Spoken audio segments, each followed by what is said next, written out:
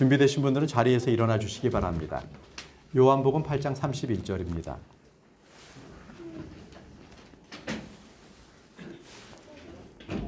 요한복음 8장 31절입니다. 네, 다 찾으셨습니까? 우리 그러면 한 목소리로 읽겠습니다. 시작. 이에 예수님께서 자기가 믿은 그 유대인들에게 이르시되 너희가 내 말에 거하면 참으로 내 제자가 되고. 예, 주님께서는 우리에게 참으로 제자가 되라는 말씀을 여러 성경 구절을 통해서 말씀해 주셨는데, 오늘은 내 제자가 되리라라는 말씀으로 말씀을 선포하도록 하겠습니다. 기도하겠습니다. 전능하시고 거룩하신 아버지 하나님, 주님의 크신 사랑을 감사합니다. 오늘 주님께서 주신 말씀을 잘 준비했습니다. 아버지께서 주님께서 주신 은혜로 이 시간에 말씀을 선포하게 하시고 듣는 우리 성도님들에게도 깨달을 수 있는 지혜와 계시형을 허락해 주시기를 원합니다. 한 말씀도 땅에 떨어지지 아니하고 그 말씀들을 마음의 밭에 잘 심길 수 있도록 인도해 주시며 또 이 말씀이 열매를 맺게 인도해 주시기를 원합니다. 온전히 주님께서 오늘 이 선포되는 말씀 가운데 함께 해 주시고 저희들이 이 말씀에 집중해서 오직 주께서 주시는 말씀에 대해서 우리가 온전한 믿음으로 헌신할 수 있도록 도와주옵소서. 살아계신 예수님의 이름으로 기도합니다. 아멘. 모두 자리에 앉아 주시기 바랍니다. 네, 말씀드린 대로 오늘 전할 말씀은 내 제자가 되리라입니다. 내 제자가 되리라. 이 말씀은 특히 예수님을 구주로 영접했다, 믿고 난 뒤에 어떻게 살아야 하는가, 바로 그것에 대한 말씀입니다. 내가 믿고 난 뒤에는 어떻게 살아야 하는가, 그 말씀을 드리는 것입니다. 보통 교회 나가는 사람들을 신자라고 합니다. 이는 믿는 자를 말하는 것입니다. 제자는 믿은 다음에 따르는 자를 말합니다. 그러니까 신자 다음에는 주님을 따르는 자가 제자라고 하는 겁니다. 모든 신자가 다 제자가 되어야 합니다.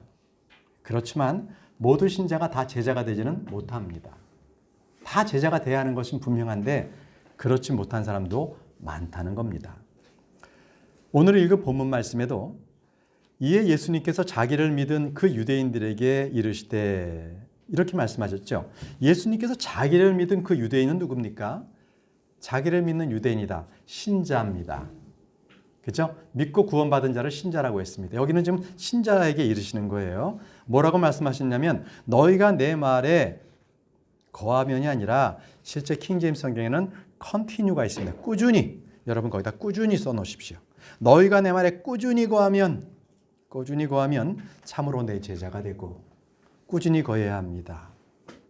자, 이제 주님께서는 신자들에게 내 제자가 되라고 제자의 요건들을 말씀해 주신 겁니다. 바로 주님께서는 예수님을 믿는 바로 유대인 신자들에게 제자가 되라 이렇게 말씀하신 것인데요. 그럼 여러분, 제자는 뭐고 신자는 뭡니까? 우리 한번 간단하게 한번 정리를 한번 해보고 넘어가죠. 신자는요, 주님의 은혜, 그 값없이 주신 은혜를 받은 자들을 말합니다. 결코 내 노력으로 우리가 구원받은 거 아니잖아요. 그냥 그 구원을 받은 거, 그것이 신자입니다. 근데 제자는요, 꼭 값비싼 대가를 지불해야 합니다. 제자는 그렇습니다. 자기 부인, 섬김, 희생, 고난, 이 배움 등이 따라다닙니다. 제자들에게는. 그래서 자기 희생이 필요해요. 신자는요, 단 한 번에 일생에 딱 한 번만 일어나는 신분의 변화입니다. 그게 신자예요. 그러나 제자는 일생 동안 지속되는 과정, 삶을 통해서 계속되는 과정이 바로 제자입니다. 자, 우리 주님께서는요, 너희가 제자가 되려면은 먼저 계산을 해보라고 그랬습니다. 계산을 해보라고 했어요. 말씀 한번 보겠습니다. 누가복음 14장으로 가보겠습니다. 누가복음 14장 26절에서 33절 말씀을 보겠습니다. 누가복음 14장 33절 말씀입니다.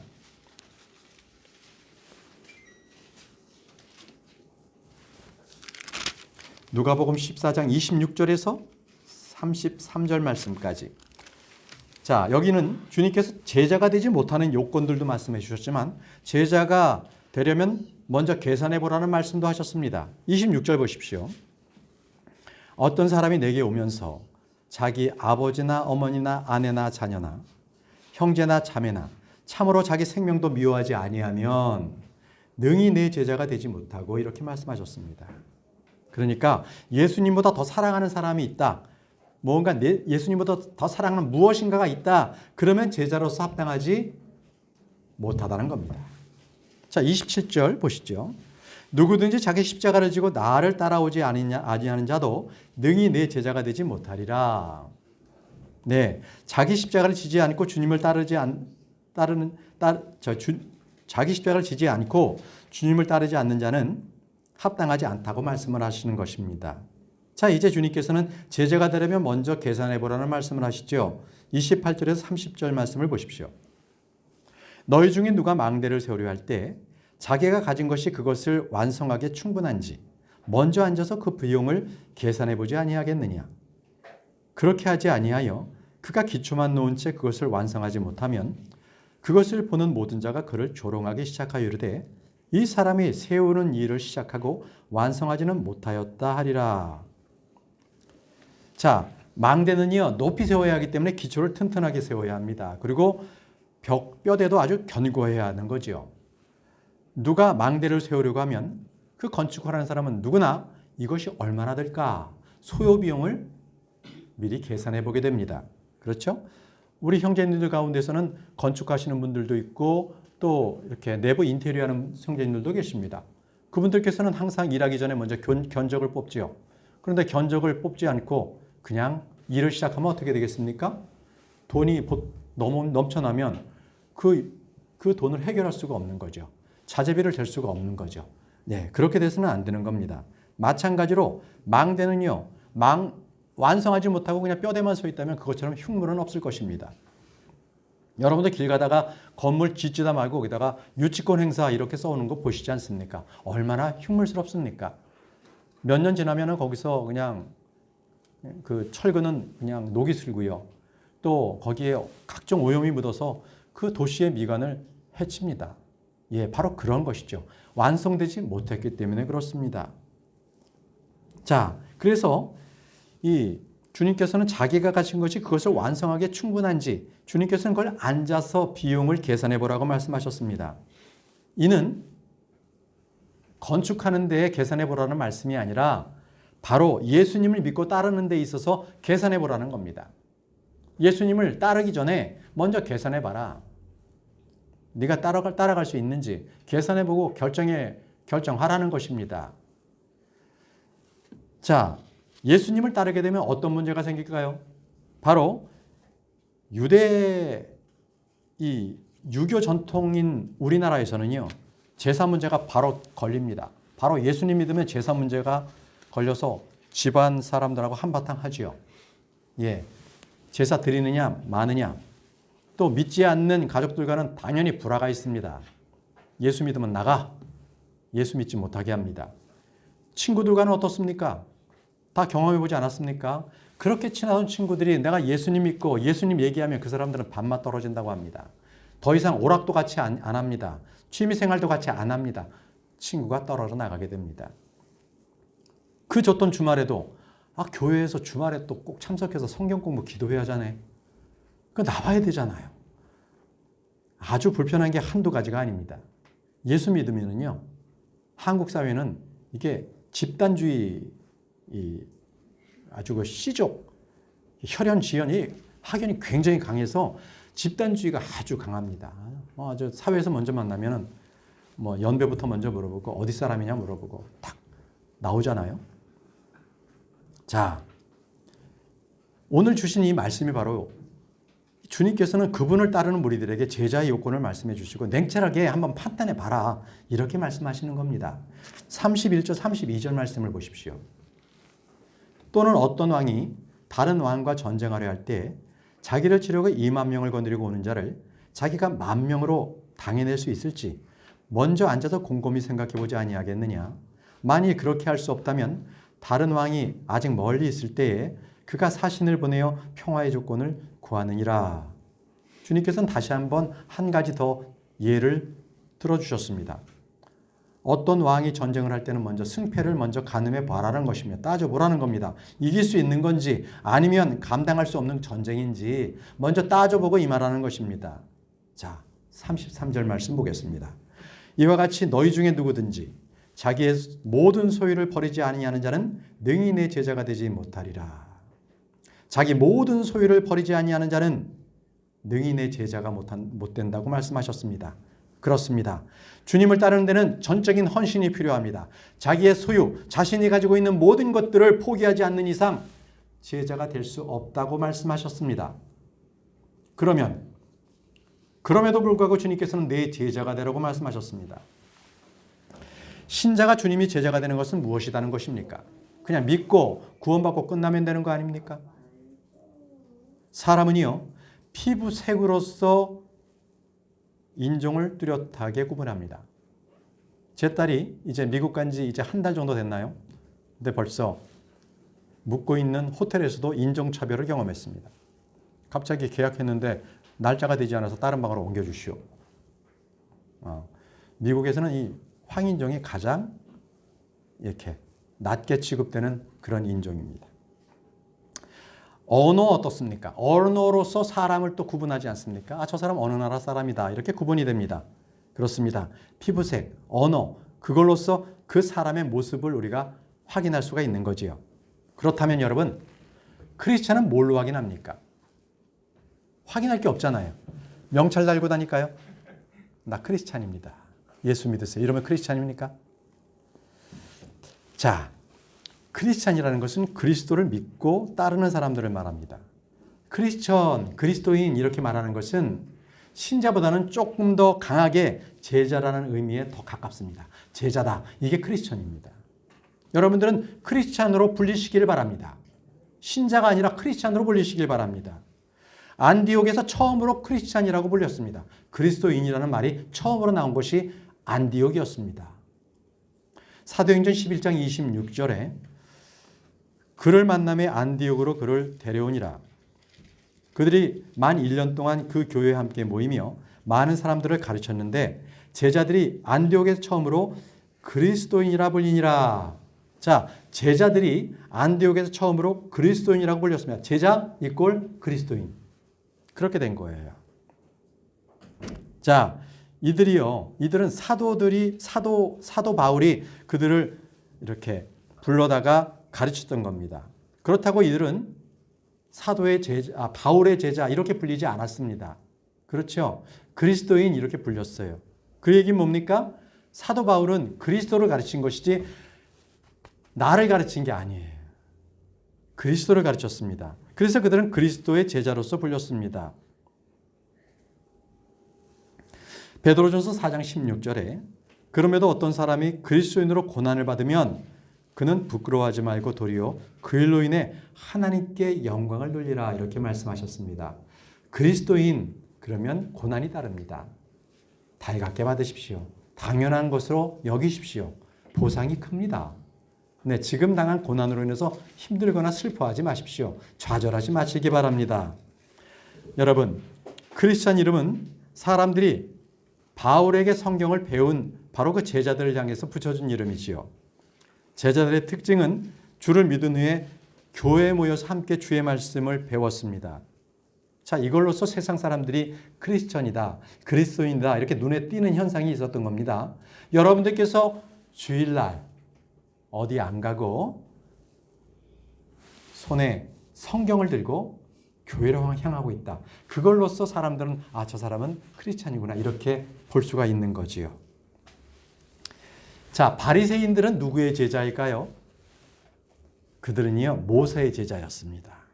그들은 모세의 책, 모세의 가르침을 기본으로 해서 하나님을 섬기고 경배를 했던 자들입니다. 그래서 모세를 통해서 주어진 명령을 주의 법으로 삼은 사람들, 그래서 그들은 모세의 제자였습니다. 그럼 크리스천은 누구를 따르겠습니까? 크리스천들은 모두 바울의 제자입니다. 바울 서신이 모두 주의 명령입니다. 조금 난해합니까? 자, 한번 고린도전서 14장 37절 말씀을 한번 보시죠. 고린도전서 14장 37절 말씀을 보겠습니다.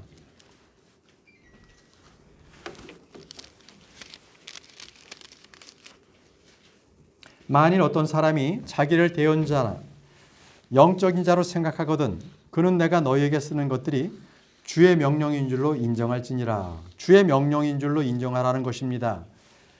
이토록 유대인들이 모세가 쓴 글, 주의 법, 주의 명령들을 인정했다면 크리스천들은 사도 바울이 쓴 그 서신, 그것이 주의 명령인 줄 인정해야 한다는 것입니다. 그런 사람이 바로 크리스천입니다. 고린도전서 4장 16절에 그러므로 너에게 간청하노니 너희는 나를 따르는 자들이 되라 이렇게 했습니다. 너희는 나를 따르는 자리 되라. 자, 이 말도 좀 이상하죠. 아니 사도 바울을 따르라니요. 예수님을 따르지 않고 혹시 사도 바울이 자기를 교주로 해서 새로운 종교를 창시하자는 것 이것 아닌가? 아닙니다. 바울이 쓴 이 글들은요. 주의 명령인 줄 알고 바울이 주를 따르는 것처럼 너희들도 사도 바울을 따르라는 겁니다. 나를 따르라. 이것은 예수 그리스도를 따르라는 겁니다. 예. 자, 주님께서는 분명히 내 제자가 되라고 명령하셨습니다. 자, 그러면 어떻게 우리는 그리스도의 제자가 되는 겁니까? 우리 한번 성경을 따라서 공부해 보도록 하겠습니다. 자, 여러분들은 또 주보를 참조하셔서 계속 나오는 성경 말씀을 참조하시기 바랍니다. 첫 번째, 내가 그리스도의 제자가 되려면 사랑해야 합니다. 첫째가 뭐라고요? 사랑해야 합니다. 사랑해야 합니다. 말씀은 요한복음 보겠습니다. 요한복음 13장 34절에서 35절 말씀입니다. 요한복음 13장 34절에서 35절 말씀입니다. 내가 새 명령을 너희에게 주노니 너희는 서로 사랑하라. 내가 너희를 사랑한 것 같이 너희도 서로 사랑하라. 너희가 서로 사랑하면 이로써 모든 사람이 너희가 뭔 줄 안다고요? 내 제자인 줄 알리라 하시니라. 사랑하면 제자인 줄 안다는 겁니다. 사랑 이꼴 제자입니다.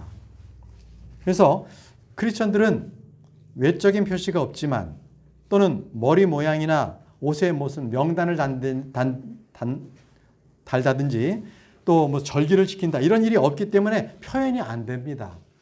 생각해 보십시오. 유대인들은요 관습과 모든 제사 절기를 지키잖아요. 확연히 표시가 납니다. 또 오전에 우리가 공부했듯이 유대인들은 나면서 8일 만에 언약으로서 할례를 받습니다.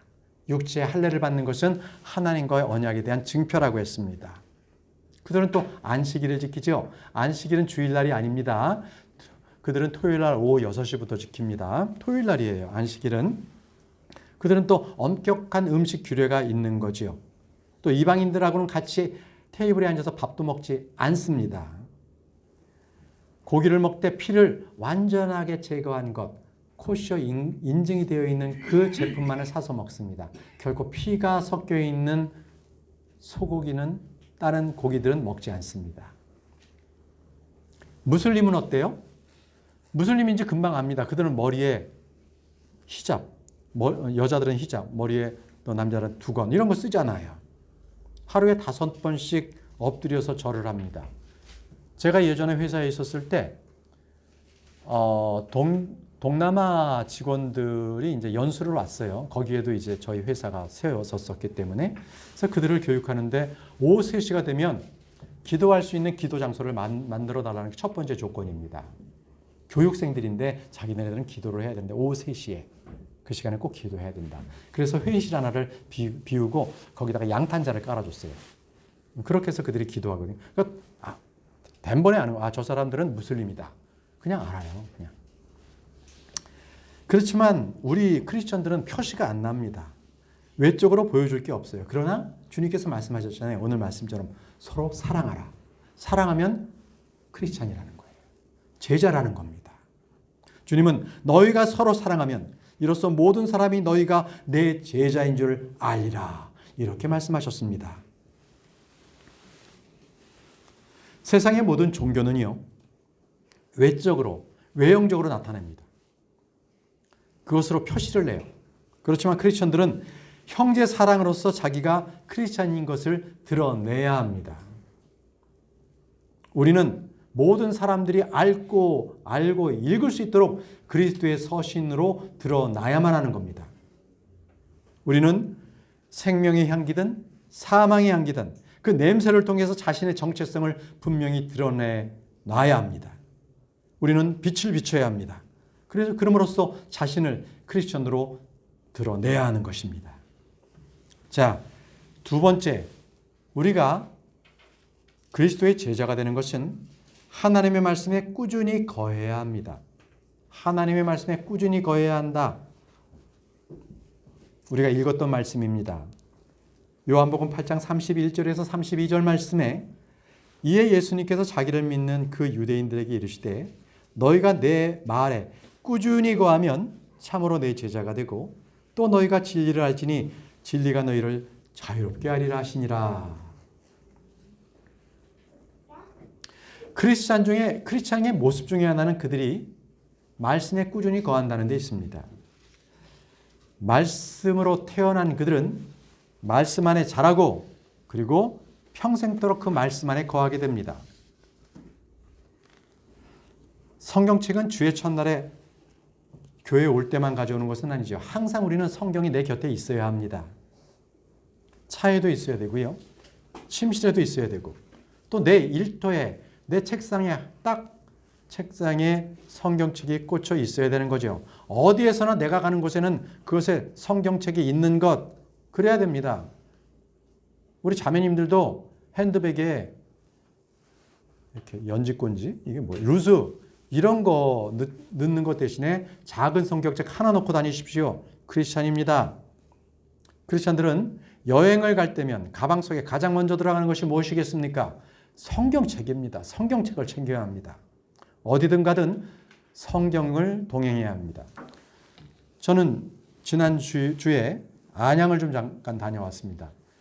설 명절 뒤쪽에서 이제 안양을 다녀왔습니다. 장모님께서 그 안양에 사시기 때문에 인사도 드리고 또 그 부근에 살고 있는 제 큰 사위 그 집에 가서 우리 손주들도 좀 만나기 위해서 갔습니다. 자, 가지고 갈 그 필수품들을 제가 매는 배낭 하나에 모두 다 넣었습니다. 이것저것 다 챙겨 넣는다고 했지만 사실 그 배낭 안은요. 성경책 한 권이면 이미 다 꽉 차버렸습니다. 아니 가져갈 짐들이 참으로 많은데 왜 성경책을 챙겼겠습니까? 그 이유는 단 하나입니다. 저는 크리스찬이기 때문에 성경책을 챙긴 것입니다. 그 말씀 안에 제가 어디에서든지 거하려고 그 성경책을 챙긴 것입니다. 주님께서는 내 안에 거하라. 그리하면 나도 너희 안에 거하리라고 말씀하셨습니다. 그리스도 안에 거한다는 게 지금 무엇이겠습니까? 바로 그분의 말씀 안에 거하는 것. 바로 그것이 그분 안에 거하는 것입니다. 여러분들 모두는 그 말씀 안에 거하시기 바랍니다. 자, 세 번째. 그리스도의 제자가 되는 것은요.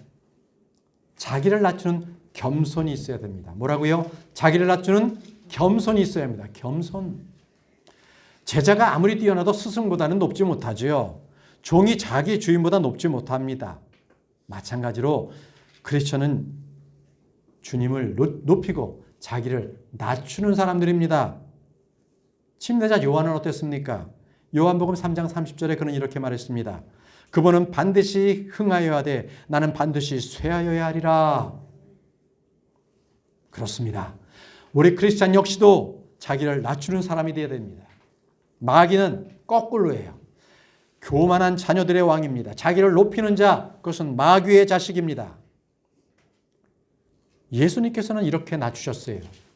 빌립보서 2장 8절 말씀에 사람의 모양으로 나타나서 자기를 낮추시고 죽기까지 순종하셨으니 곧 십자가의 죽음이라. 죽기까지 순종하셨습니다. 자기를 낮추셨습니다.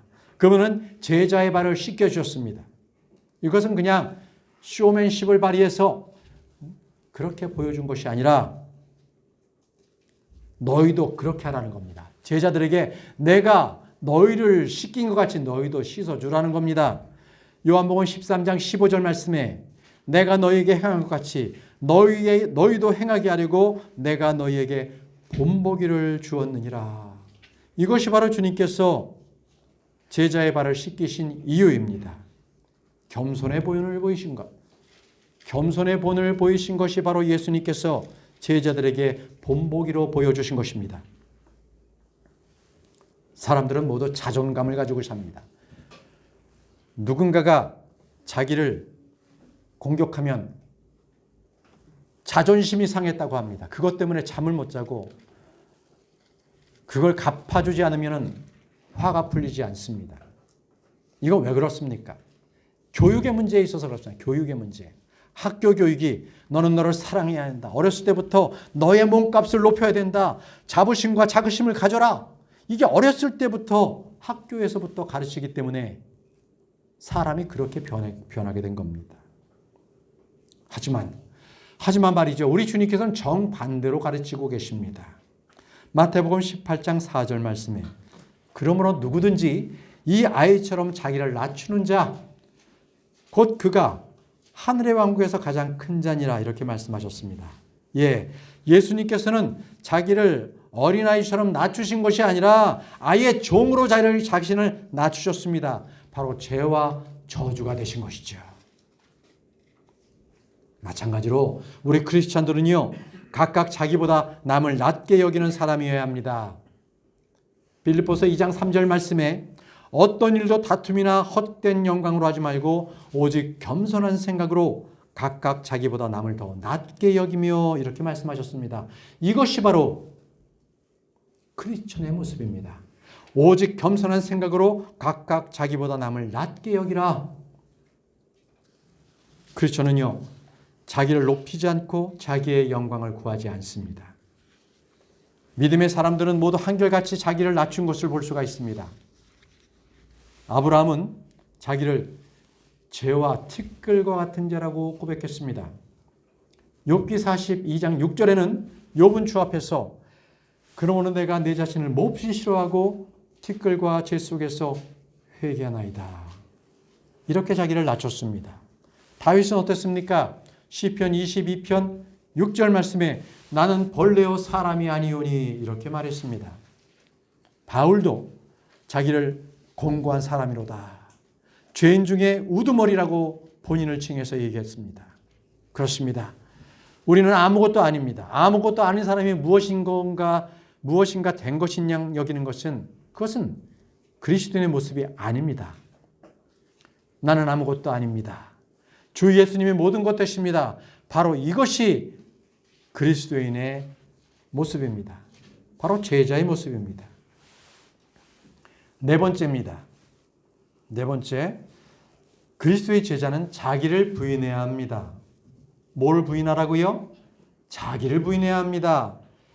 주께서 누구든지 제자가 되려면 자기를 먼저 부인하고 자기 십자가를 지고 나를 따라야 한다고 말씀하셨습니다. 말씀 보겠습니다. 마태복음 16장 24절입니다. 마태복음 16장 24절입니다.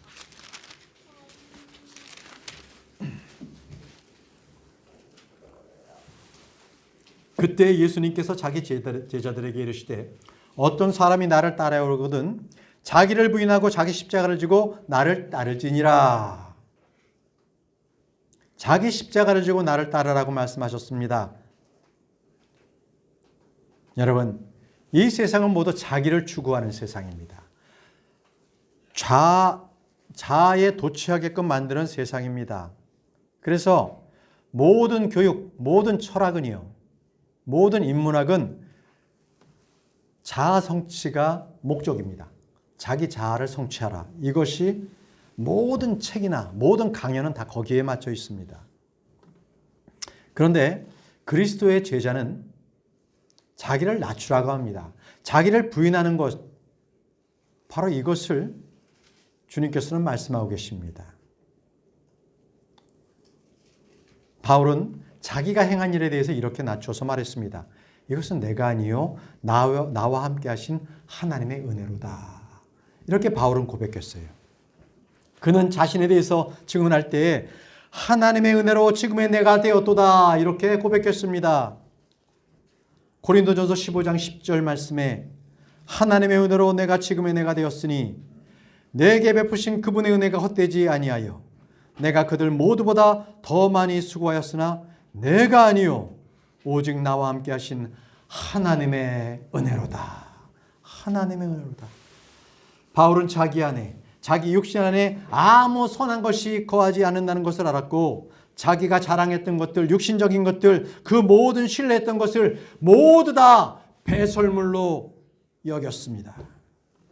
그는 심지어 자기가 사는 것에 대해서 이렇게 고백했습니다.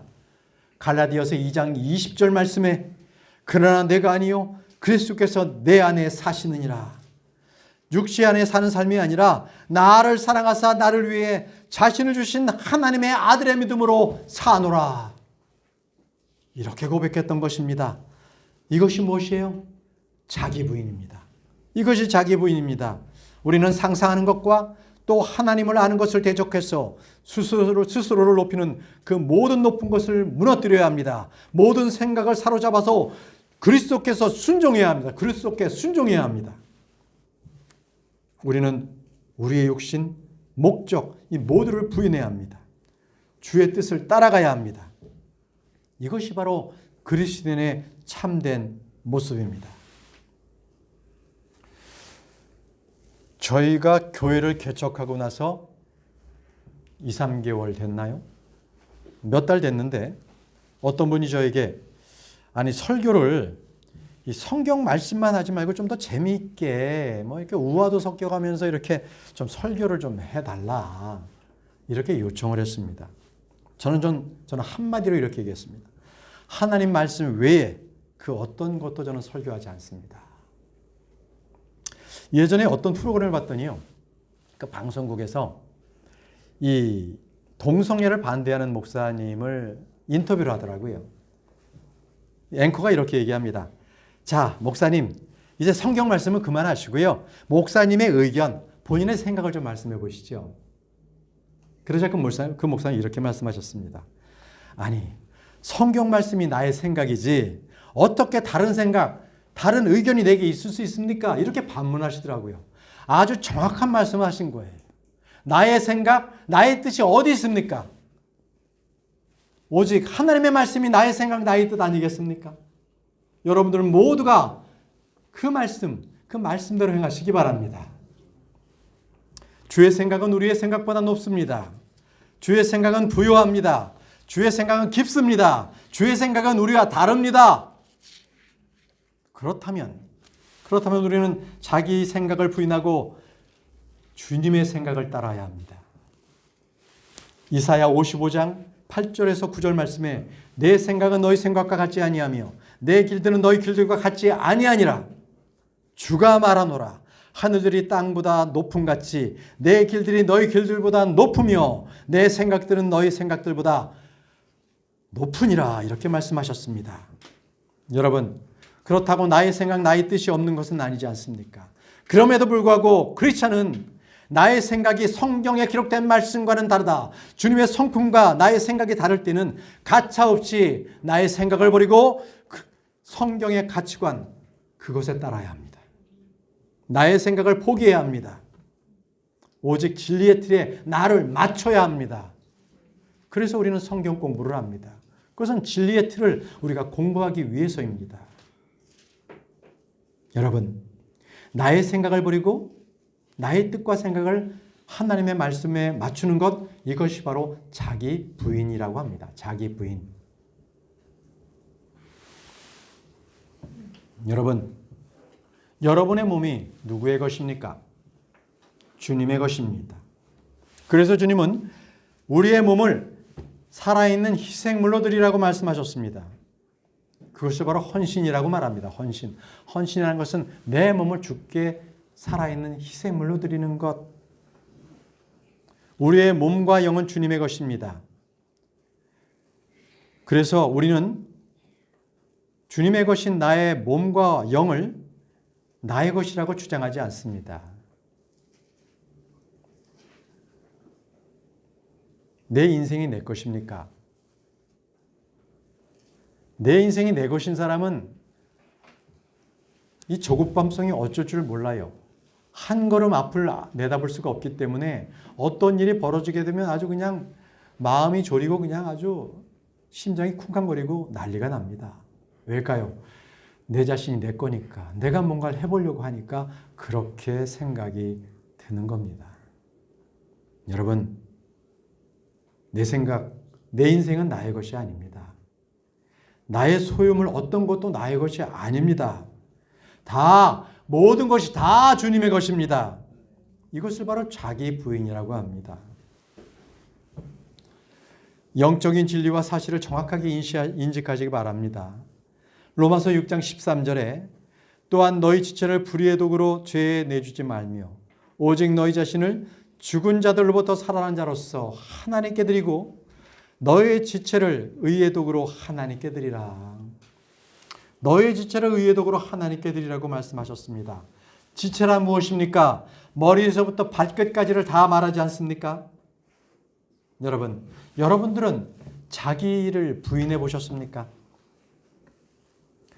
나의 뜻대로 하지 마옵시고 아버지의 뜻대로 하옵소서, 이 말씀대로 우리는 누구나 자기의 소원, 자기의 생각, 자기의 판단, 자기의 의지, 이 모든 것을 버리고 이 모든 것을 부인하고 주님의 말씀에 내가 순종하는 것, 이것이 바로 크리스찬의 모습입니다. 제자로서의 모습입니다. 다섯 번째로 그리스도의 제자가 되는 것은 자기 십자가를 지는 것입니다. 무엇을 지라고요? 자기 십자가를 지라. 아니, 그러면 지금 이 순간에도 저와 여러분들은 여기에 무슨 십자가 모형을 하나 해서 어깨에 메고 다녀야 하는 건가? 자, 한번 우리가 말씀을 보겠습니다. 자기 십자가를 지지 않으면 그는 제자가 아니라고 주님은 말씀하시는데요. 마태복음 10장 38절에 또 자기 십자가를 지고 내 뒤를 따르지 아니하는 자도 내게 합당하지 아니하니라. 계속해서 마태복음 16장 24절 말씀에도 그때 예수님께서 자기 제자들에게 이르시되 어떤 사람이 나를 따라오려거든 자기를 부인하고 자기 십자가를 지고 나를 따르지니라, 이렇게 말씀하셨습니다. 여러분, 자기 십자가를 진다는 것, 자기 십자가를 지지 않으면 능히 내 제자가 되지 못한다는 것, 누가복음 14장 27절에도 누구든지 자기 십자가를 지고 나를 따라오지 아니하는 자도 능히 내 제자가 되지 못하리라고 말씀하셨죠. 그러나 제자들 어느 누구도, 사도도 어느 누구도 자기 어깨에 십자가를 지고 성전에 갔다든지 회당에 갔다든지 예루살렘에 들어갔다든지 이런 기록은 없습니다. 사도 바울조차도요, 자기가 사슬에 묶이고 감옥에 갇히고 그러니까 몽둥이나 채찍에 맞은 기록은 있지만 그가 십자가를 메고 선교 여행을 떠났다는 기록은 없습니다. 누가복음 9장 23절에 주님께서는 따르는 무리들에게 이렇게 말씀하셨습니다. 어떤 사람이 나를 따라오려거든 자기를 부인하고 날마다 자기 십자가를 지고 나를 따를지니라. 날마다 자기 십자가를 지라고 말씀을 계속하고 계십니다. 정의를 내리겠습니다. 자기 십자가를 진다는 것이 무엇입니까? 자, 사도 바울은요, 십자가를 어깨에 매는 대신에 자신이 그리스도와 함께 죽었다, 그리스도와 함께 십자가에 못 박혔다, 이렇게 고백하고 있습니다. 내가 그리스도와 함께 십자가에 못 박혀 있으나 그럼에도 불구하고 사노라, 이렇게 갈라디아서 2장 20절에 고백하지 않았습니까? 그러면 이거 잘 생각해 보십시오. 십자가에 못 박혔다라는 것, 이것은 지금 내가 못 박히면 움직일 수 없잖아요. 나의 옛사람이 십자가에 못 박힌 겁니다. 저희는 새 사람입니다. 옛사람이 십자가에 못 박혀 있습니다. 로마서 6장 6절 말씀에 우리가 이것을 알거니와 우리의 옛사람이 그분과 함께 십자가에 못 박힌 것은, 우리의 옛사람이 그분과 함께 십자가에 못 박힌 것은 죄의 몸을 멸하여 이제부터는 우리가 죄를 섬기지 아니하게 하려 함이니, 이렇게 말씀하셨잖아요. 그렇습니다. 우리는 그리스도와 함께 죽었습니다. 우리는 그리스도와 함께 죽었어요. 자, 우리는 지금 계속해서 십자가를 지는 게 무엇인지를 계속 우리 말씀을 통해서 점점 구체화하고 있는데 잘 따라오시기 바랍니다. 로마서 6장 8절 말씀에 만일 이제 우리가 그리스도와 함께 죽었으면, 또한 그분과 함께 살 줄 믿노니. 자, 보십시오. 십자가에 못 박힌 것은 내 자신, 나의 옛사람, 육신이죠. 정과 욕심이 십자가에 못 박혀 죽었습니다. 자, 그러면 성경이 말하는 우리가 져야 할 자기 십자가, 이게 뭐예요? 나의 옛사람은 벌써 십자가에 못 박혀 있잖아요. 그러면 내가 져야 될 자기의 십자가는 뭐냐는 거예요. 자, 그 말씀이 고린도후서 4장 10절에 나옵니다. 그 말씀을 가보시죠. 고린도후서 4장 10절. 우리가 항상 주 예수의 죽으심을 몸에 짊어지며, 뭐를 짊어지라고 했습니까? 주 예수님의 죽으심. 고린도후서 4장 10절이요. 우리가 항상 주 예수님의 죽으심을 몸에 짊어지면, 주 예수님의 죽으심을 몸에 짊어지라고 했습니다. 예수님의 생명 또한 우리 몸에 나타나게 하려 함이라. 여러분, 자, 결론이 났네요. 우리가 날마다 십자가를 져야 할 것은 예수 그리스도의 죽으심입니다. 아멘이십니까? 예수 그리스도의 십자가의 죽으심을 여러분들이 짊어지시라는 것입니다. 그분의 죽으심이 우리 안에 역사하게 하시는 겁니다. 고린도후서 4장 12절에 그런즉 이처럼 사망은 우리 안에 일하고 생명은 너희 안에서 일하느니라. 여러분, 주님께서 매라고 하는 내 멍에에 대해서 생각해 보십시오. 그 멍에가 바로 주님의 죽으심을 매라고 하는 것입니다. 그리스도의 십자가에 내가 그분과 함께 못 박혀 있었다, 못 박혔다. 바로 그분의 죽으심을 짊어지는 것, 그것이 바로 그분과 함께 멍에를 함께 매는 겁니다. 정리되십니까? 내가 십자가를 지는 것, 이것은 그분의 멍에를 함께 지는 거예요. 왜?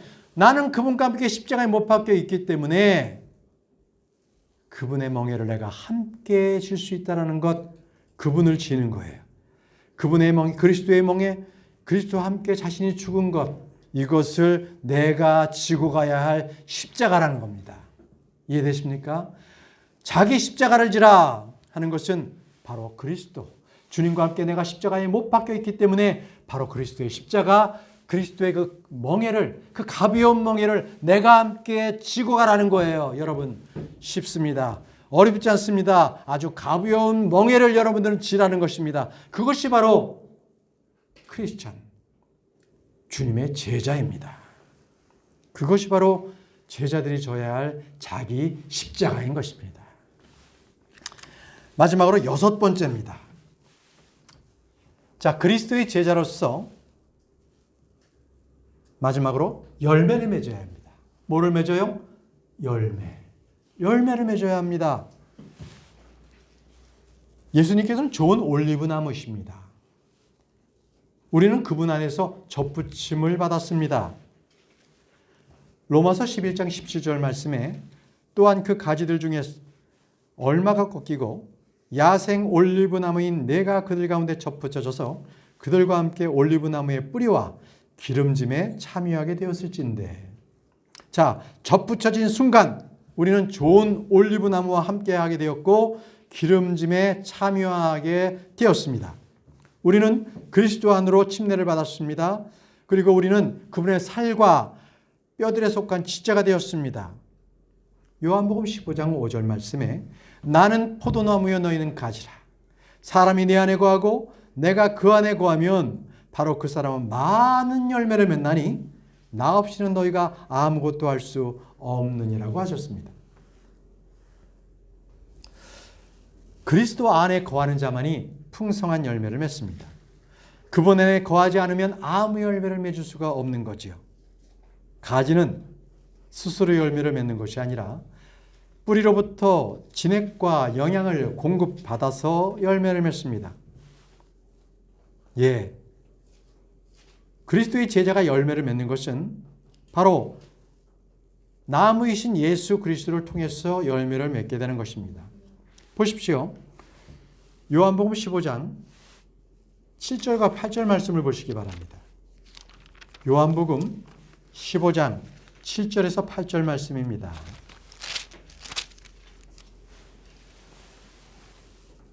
너희가 내 안에 거하고 내 말들이 너희 안에 거하면 너희가 원하는 바를 구하라. 그리하면 그것이 너희에게 이루어지리라. 너희가 많은 열매를 맺는 것, 이것으로 내 아버지께서 영광을 받으시나니 이로써 너희가 내 제자가 되리라. 너희가 열매를 많이 맺는 것 이로써 너희가 내 제자가 된다고 말씀하셨습니다. 주님께서 말씀하신 이 열매는 의의 열매입니다.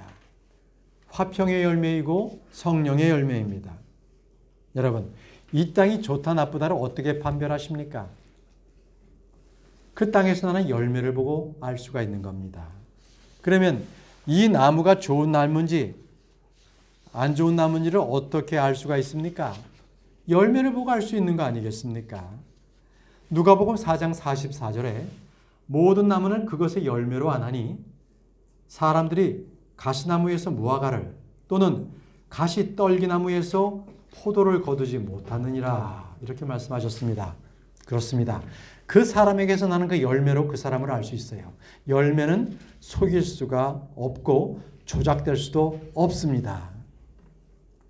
마태복음 12장 33절에 나무도 좋게 하고 그것의 열매도 좋게 하든지 나무도 썩게 하고 그것의 열매도 썩게 하든지 하라.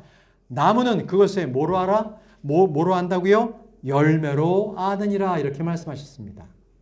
나무는 그것의 열매로 아느니라. 여러분, 나무로 열매를 평가하는 게 아닙니다.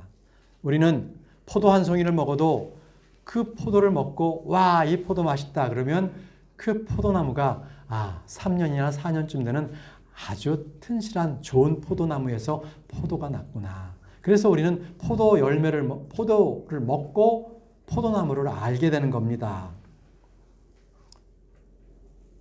사람들이 크리스찬인지 아닌지는 그 열매로 알 수 있는 거예요. 여러분들이 열매를 맺는 그 열매로 여러분들이 크리스찬인지 아닌지를 알 수 있는 거죠. 여러분들께서 혹시라도 과수원 옆을 지나가다가 그것이 포도를 경작하는 그런 농원이었을 때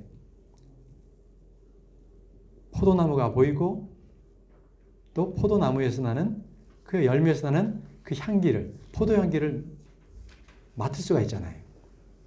또 어느 과수원에 갔더니 그것이 복숭아를 탐스럽게 열매를 맺게 했던 아니면 사과가 있던 여러분들은 그 모습을 볼 것입니다. 열매 맺는 걸 보고 알잖아요. 향기도 맡잖아요. 그러면 우리 크리스찬들도 마찬가지입니다. 사람들에게 우리의 열매를 보여줘야 합니다. 그 열매는 뭡니까? 의의 열매입니다. 화평의 열매입니다. 그리고 성령의 열매입니다. 이 열매를 맺는 여러분들이 되시길 바랍니다. 이토록 크리스천들은 그리스도의 가지로서 선한 행위의 열매 그리고 그리스도의 향기를 맡게 해줘야 합니다. 마태복음 7장 16절에 너희가 그들의 열매로 그들을 알리니 사람이 가시나무에서 포도를 또는 엉겅퀴에서 무화과를 거두겠느냐.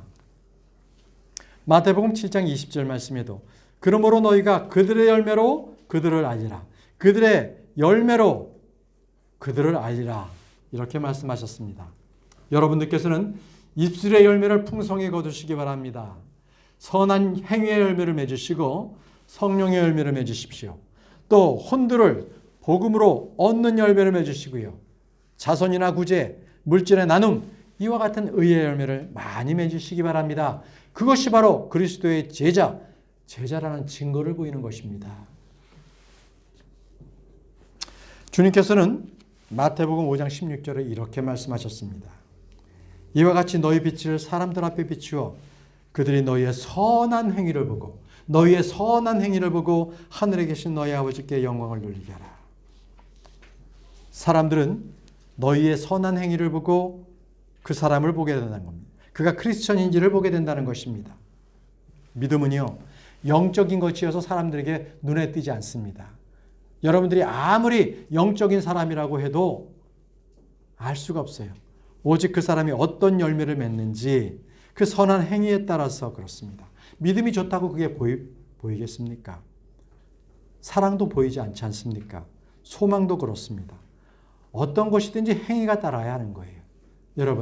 여러분 주위에 누구든지 그림을 잘한다, 천부적인 재질을 가지고 있다, 음악을 잘한다, 또는 연극을 잘하는 사람이다. 아니, 그렇게 말만 하면 알겠습니까? 그 사람이 직접 미술을 그려서 한번 그림을 그려봐야 하고 피아노도 한번 쳐봐야 알지 않겠습니까? 연극도 해봐야 알지 않겠습니까? 행위로서 안다는 것이죠. 마찬가지로요. 우리 속에 있는 이 믿음은 행위로 보여줄 때 나타나는 겁니다. 그렇게 되기 전까지는 결코 그 사람이 크리스찬인지를 알 수가 없다는 거예요. 야고보서 2장 18절 말씀에 참으로 어떤 사람은 이르되 너희는 믿음이 있고 나는 행위가 있으니 내 행위가 없는 내 믿음을 내게 보이라. 나는 내 행위로 내 믿음을 내게 보이리라 하니라. 나는 내 행위로 내 믿음을 내게 보이겠다고 말하고 있는 것입니다. 행위로 믿음을 보인다는 거죠. 야고보서 3장 13절 말씀에도 너희 가운데 지식을 갖추고 지혜로운 자가 누구냐? 그는 지혜의 온유함으로 선한 생활에서 나오는 자신의 행위를 보일지니라. 선한 생활에서 나오는 자신의 행위를 보이라고 말씀하고 있습니다. 여러분, 우리는 지금 매주 토요일마다 히브리서 11장, 이제 거의 마지막 막바지를 갖고 있습니다. 히브리서 11장에 나오는 믿음의 선진들의 행위들을 우리는 보고 있습니다. 그래서 누군가는 믿음으로 바쳤습니다. 누군가는 드렸습니다. 누군가는 만들었지요. 노아 같은 경우는 노아의 방주를 만들었잖아요. 누군가는 명령을 받고 떠났습니다. 누군가는 강물에 버려졌지요. 모세는 버려졌습니다. 누군가는 용맹하게 되어서 전쟁에서 승리했고요. 누군가는 죽임을 당했습니다. 자, 이토록 무엇인가 했다라는 것을 히브리서 11장의 믿음의 선진들에 대해서 구구절절 기록해 놓았습니다. 그렇습니다. 그들은 처음부터 끝까지 모두가 다 믿음으로 행함이 있었던 것입니다. 그래서 그 행함으로 말미암아 세상에게 보여졌죠. 너희가 열매를 많이 맺는 것, 이것으로 내 아버지께서 영광을 받으셨나니 이로써 너희가 내 제자가 되리라. 바로 그 말입니다. 바로 그 말씀이에요. 많은 열매를 맺는 것, 행위로서 보여주는 것, 그럼으로써 너희가 내 제자가 된다는 것입니다. 삶이 변화가 되고 가치관이 변화가 되어서 성령의 열매를 많이 맺을 때 사람들은 그것을 보고 하나님께 영광을 돌리게 된다고 합니다. 성령의 열매를 맺는다는 것은요, 내 환경이나 처지나 내 문제 거기에 연연하지 않는 걸 말합니다. 바로 내 내적 성품입니다. 성령의 열매는. 그러므로 말미암아 기뻐할 수 없는 그런 처지에서도 기뻐할 수 있는 기쁨이 나오고요. 염려와 근심이 가득한 가운데서도 평강을 누리는 거예요.